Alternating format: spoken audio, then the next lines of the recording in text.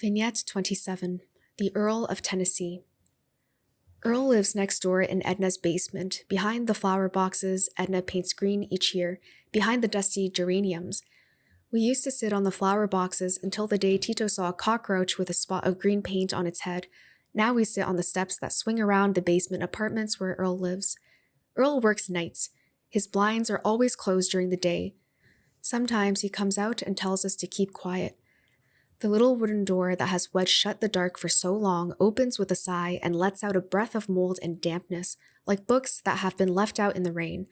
This is the only time we see Earl except for when he comes and goes to work.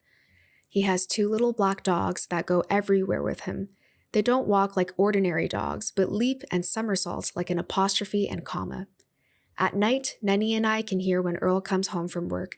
First, the click and whine of the car door opening, then the scrape of concrete, the excited tinkling of dog tags, followed by the heavy jingling of keys, and finally the moan of the wooden door as it opens and lets loose its sigh of dampness.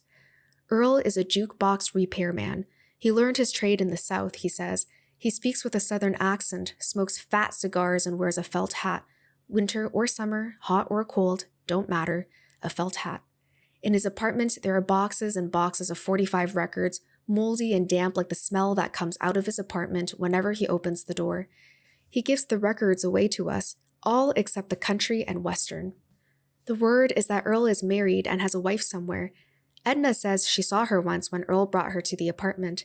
Mama says she is a skinny thing, blonde and pale like salamanders that have never seen the sun. But I saw her once too, and she's not that way at all. And the boys across the street say she is a tall, red-headed lady who wears tight pink pants and green glasses. We never agree on what she looks like, but we do know this. Whenever she arrives, he holds her tight by the crook of the arm. They walk fast into the apartment, lock the door behind them, and never stay long.